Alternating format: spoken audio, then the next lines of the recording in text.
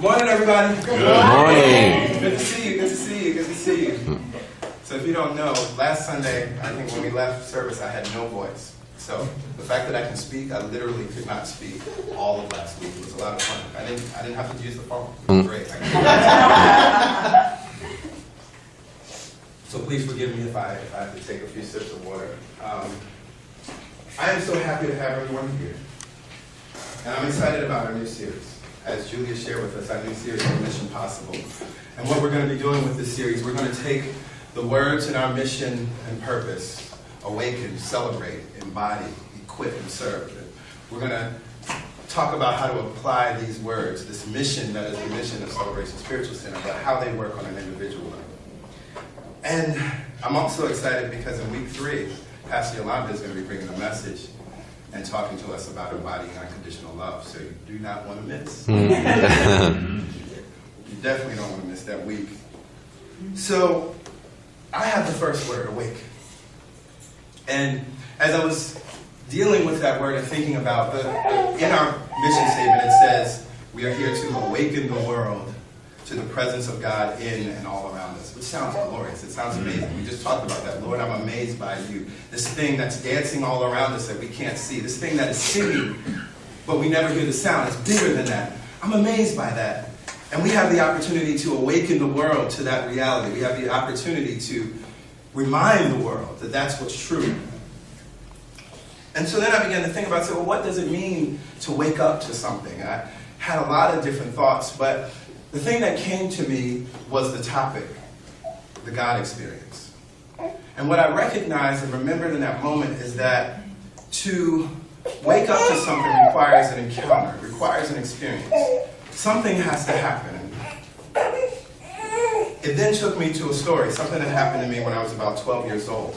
It's a coming of age moment for me, which was not a God experience, but it was that encounter that woke me up to something.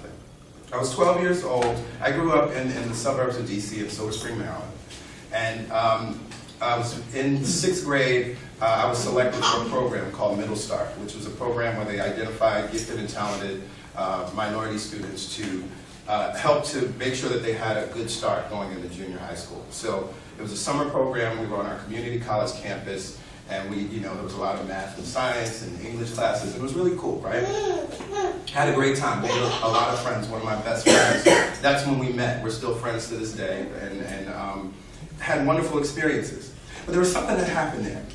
A group of us, after lunch, went to the bookstore on campus, which we like to do, usually to buy candy or to kind of just peruse through different things in the bookstore. And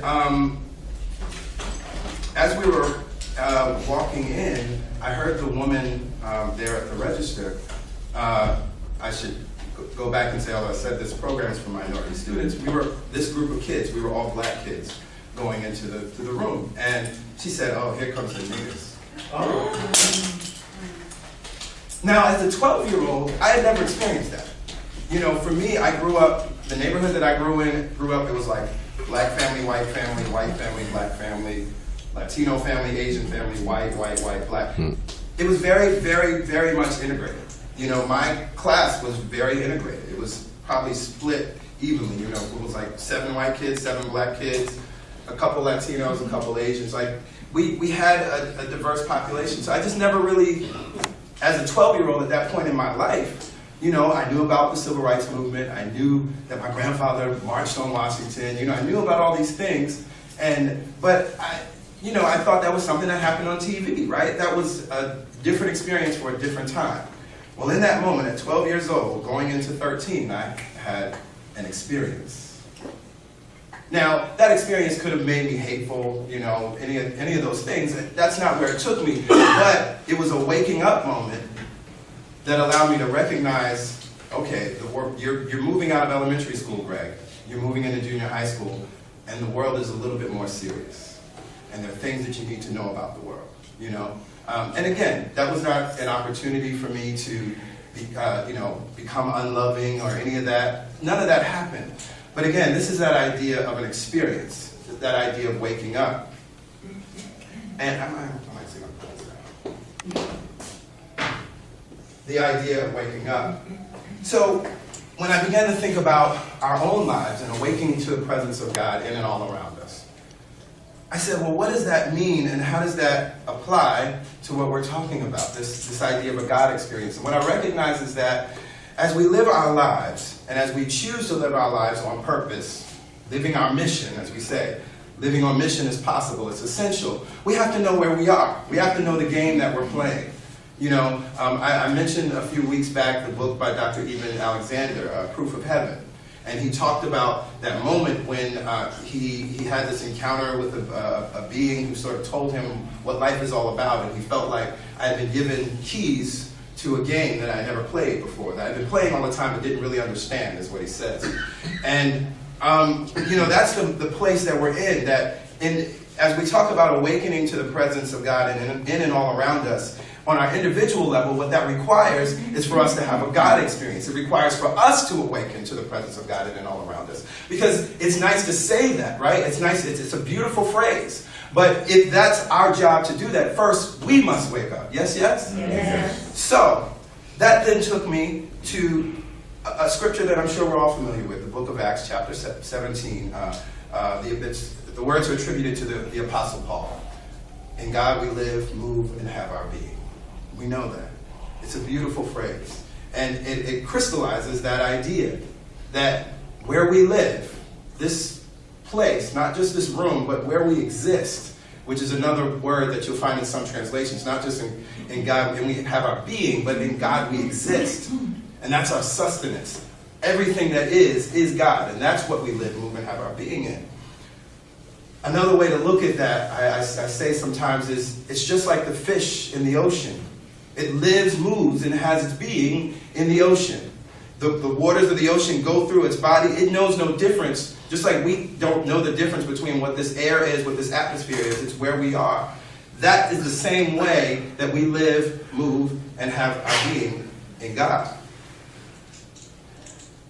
And so, what I began to recognize is that, again, it's time for us to have a God experience in order to be able to wake others up to that God experience. And so as we talk about in God we live, we move, we have our being. Well, it's bigger than that. In love we live, move, and have our being. In peace we live, move, and have our being. Because God is a word that we choose to use as a container. But God is bigger than any word. And God is whatever experience you need God to be in and as your life. And so I believe that as you hear me talking about this, right? Oh, this is great, Pastor Greg. It's time for a God experience. And waking up to that God experience, having something that happens in our life that shifts us is what's required in order for us to live on a mission and on purpose. And it sounds good. But this idea of in love I live, move, and have my being, I'm not seeing that in the world. Like, if that's true, you know, I just looked at the news last night, and it doesn't reflect in love, we move, and have our being. I looked at the news, and it doesn't reflect in peace, we move, and have our being. I looked at my life, and it doesn't reflect in love, I move, and have my being. Because I have some challenges in my life. I have some difficulties in my life. It doesn't feel loving. It doesn't feel peaceful. It doesn't feel joyful. Can anybody relate to that moment? And so what I want to offer you in this moment is that you are having a God experience right now. See, the thing is that the God experience itself, whatever is present in your life right now, is the thing that is here to wake you up to the reality that God, that love, that peace, that joy is always right here present in and as you and as your life. And so what I began to understand and see is that the God experience is so powerful because we want the outside world to change. We want our circumstances to change. But the God experience changes you. And the powerful thing about that, as the God experience changes you, then that enables you to be peaceful when there is no peace, when you don't see it. Because that means that you're the one that's supposed to be peaceful in that experience. It enables you to be joy when you don't see joy in an experience. It enables you to be faith when no one else is showing or exemplifying faith in that moment and belief in that moment. It allows you to be forgiveness. If you see an unforgiving world, it's allowing you to be forgiveness as you have that God experience. And so that's where we are right now. And it's just so very interesting to me, even as we experience what could appear to be challenges at Celebration Spiritual Center.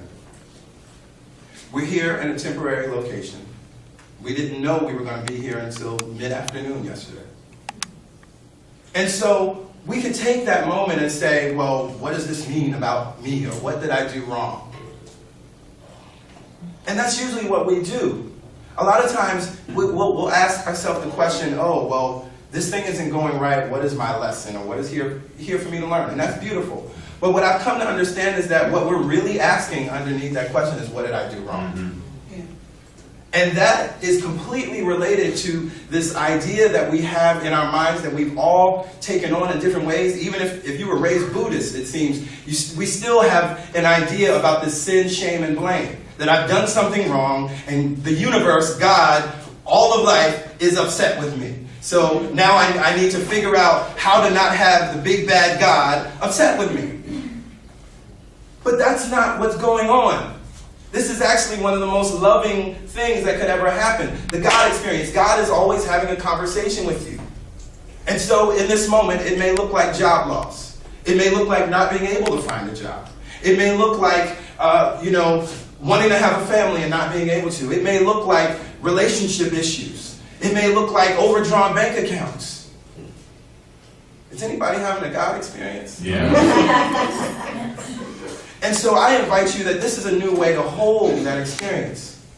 That when things start to look a little funky or a little weird, or you want to judge them as bad, just turn to somebody and say, I'm having a God experience. I look at somebody right now and say, I'm having a God experience.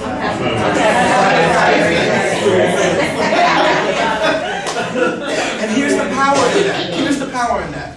Because immediately it moves you into a place of putting God in the situation. It immediately puts you in a place of awakening to the presence of God in and all around you. That no, I don't see it all, I don't understand it all, I don't get it all, but I recognize that God is here right now. As we just sang the song, you dance over me while I'm unaware. You sing all around, but I never hear the sound. So in that moment that I say, I'm having a God experience. Not I'm having the worst day of my life. Not everyone hates me. Not there's something wrong with me. I'm having a God experience. And this is the meaning of that wonderful phrase in the Tao Te Ching. It says all of life is a movement toward our perfection. But if we're going to hold that, then if we're really going to understand that, it's not all of good life. All of the good things are a movement toward our perfection or toward our wholeness. I was reminded this morning of the story of Joseph, and I don't know if you all know the story of Joseph. It's a beautiful story, right? Joseph went through a lot of things. He was obviously a special kid. He was loved beyond belief by his parents and was given gifts. He was given that amazing coat of colors. And he could, he had these prophetic dreams and could see into the future. And his brothers hated him for that. They hated him because he was most loved by his father and all of that. Well, they decided to do something about it. They sold him into slavery. His own brothers sold him into slavery. That story is told in different ways if you look in the book of Genesis, but he was sold to some merchants. And then from there you would think, okay, well, how much worse could life get? Well, then, he was taken in and he worked for a man named Potiphar. And that actually turned out to be pretty good for a while because he became Potiphar's second in command. He was in charge of Potiphar's whole household. Potiphar was a wealthy man, a man of importance, and so to have that kind of position made him a man of importance as well. Well, Potiphar's wife loved Joseph. She, if you go to the Quran, actually says that, Joseph was, the most handsome man in all of the world ever created. Like, this is how attractive he was. And Potiphar's wife was like, I must have him. And Joseph was like, you're Potiphar's wife, I can't do that. And so she framed him and told her husband that he tried to, rape her or at least, made a pass at her, tried to have relations with her in some way. And so, of course, that's no good. He's now thrown into jail. And he sits there in jail hoping that something will change. And there were two men who had dreams. He interpreted the dreams for them. It all made sense. And he said, just remember me. When you go back to Pharaoh, please tell him about me. Did they tell him about him? No. Again, he had a tough life. So fast forward, things actually changed. The Pharaoh had dreams that no one could interpret. And so then finally they remembered Joseph and said, oh, well, there was this guy I was with back, when we were in lockup. I've been watching The Wire too much. We were back in lockup, and this cat, he can interpret dreams, we should check him out. So Joseph was able to interpret the dreams, and it was powerful because he was able to tell Pharaoh that there was a famine coming and what he needed to do to be able to make sure that the kingdom, the entire kingdom of Egypt, would not starve during the famine. And so then Joseph became ultimately Pharaoh's second in command. He went from being this kid who was sold, to merchants by his brother, who was framed, who was forgotten about in jail, to now becoming the second in command. The story moves further, and Joseph, his brothers show up because there's a famine in the entire land, and they didn't have any food. And so their father sends them and says, go to Pharaoh, see what you can get, just bring back anything because we're going to starve. And they have no idea that their brother's alive. They have no idea that they have to go and ask their brother permission for food. And, again, I'm fast forwarding through the story, but eventually they arrive, and Joseph sort of plays a trick on them and sends them back home before he officially gives them food and says to bring back their father because he wanted to see his father. And they come back, and then they find out that, oh my God, this is Joseph, our brother. So of course they're full of guilt, right? Full of guilt, because they know what they did. And now they're in this position of having to ask him for help and ask him for compassion. And what's interesting about that whole thing, that whole story, all that happened to Joseph, he could have easily lived in a place of why me? Oh God is punishing me. There's something wrong with me. Or this gift that I have of dreams and seeing into the future, something's not good about this because I'm not experiencing good in my life. What is wrong with me? What did I do wrong? What he said to his brothers is this. He said, I forgive you. He said, what you intended for evil, God intended for good. Now here's what's deep, and this is why we can say we're having a God experience. Even when the intention is evil, the human intention never really matters. Because there's something, I call it God. There is a power, I call it God. There is a presence, I call it God. There is a mind, I call it God, that is thinking and holding a higher intention for whatever the scenario is. Whatever the scenario is. And so for us, it looks like I just got fired. And there's something wrong. And, God must be punishing me. Or even, you could have had issues with your boss. And, things came to a head. And finally, when they found a way to get rid of you, that's what they did, right? And we want to tell that story. But what they meant for evil, intended for evil, God always intends for good in and as your life. That's why you can say, I'm having a God experience. Can somebody say it? I'm having a God experience. And so it shifts that whole idea of what's going on in your life. It completely shifts what's going on in your life. I was reminded of an affirmation that I still love, and I think it was about 4 years ago. I don't even remember how it came to me. I think I read part of it and sort of added to it. But it simply says that wherever I am, that's where God is, and all is well. And then I added the verse that we just spoke about. In God I live, move, and have my being. So wherever I am, that's where God is, and all is well. And that was a beautiful affirmation for me. It moved me. I used to speak it every morning in my daily prayer and meditation time. But at that time, what I was seeing was that idea of wherever I am, that's where God is. I am one with God. And so wherever I am, that's where God is. And that sounds beautiful, because it's true. It's true. Wherever we are, that's where God is. As I look at you, I'm looking at the face of God. As I talk to you, I am talking to the voice of God. But in the context of this message, in the context of the God experience, I had a deeper insight. Wherever I am, that's where God is, and all is well. Wherever I am in my experience, that's where God is, and all is well. Wherever I am in my feelings, That's where God is. Just take a breath on that for a minute. Wherever you are in your feelings, you may feel like you are the worst human being on earth. You may feel like, oh my God, I have messed up for the 200th time and I know better. Wherever I am in my feelings, that's where God is, because I'm having a God experience. Wherever I am in my challenges, that's where God is. And all is well. Wherever I am in my difficulties, that's where God is. Because see, this is the stuff of life. God can only use what is happening here to shift any situation or circumstance in your life. Whatever it is, this is the principle of energy. We're going to deal with Kabbalion in later months. But that idea that everything is energy. Everything is energy. So whatever is here is what must be used to shift it however you want to shift it. Positive or negative. So God can only use wherever we are in our challenge, in our difficulty, in our feelings. God is right there. That is why we can say, I'm having a God experience. I'm having a God experience. I'm going to invite everyone to stand in this moment. I'm going to ask Richard if you could just play a maze on the piano. And I invite you all to just take a breath in this moment. Breathe in the breath of God. Breathe in life itself. As we recognize that wherever we are, that's where God is and all is well. Wherever we are in our experience, that's where God, wherever we are and what we left at home, that's where God is and all is well. Wherever we are and what we left at our job on Friday, God is still there waiting to meet us. That God experience is right there.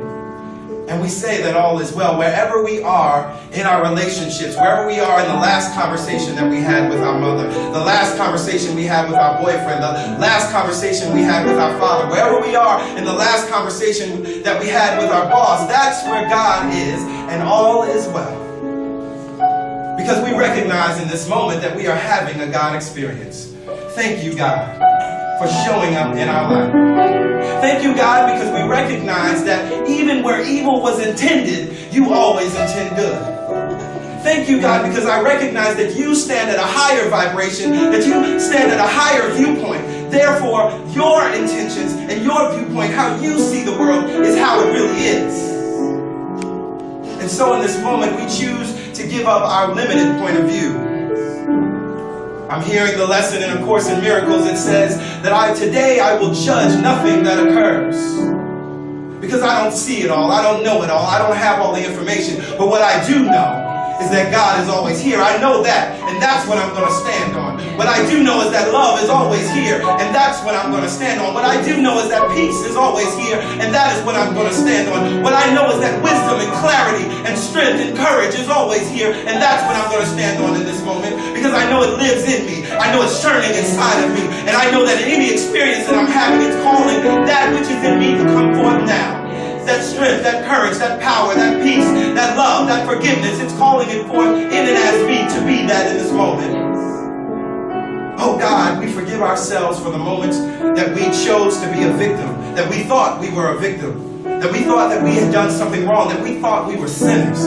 We forgive ourselves now forever thinking that, because we recognize that we are as you created us. Yes. We are gods, we are stardust, created in your likeness and image. We recognize that there is a great, grand, brilliant, beautiful power within us that can withstand any circumstance, that can withstand any difficulty and overcome it. Yes. For we are victorious now. Yes. We are victors now.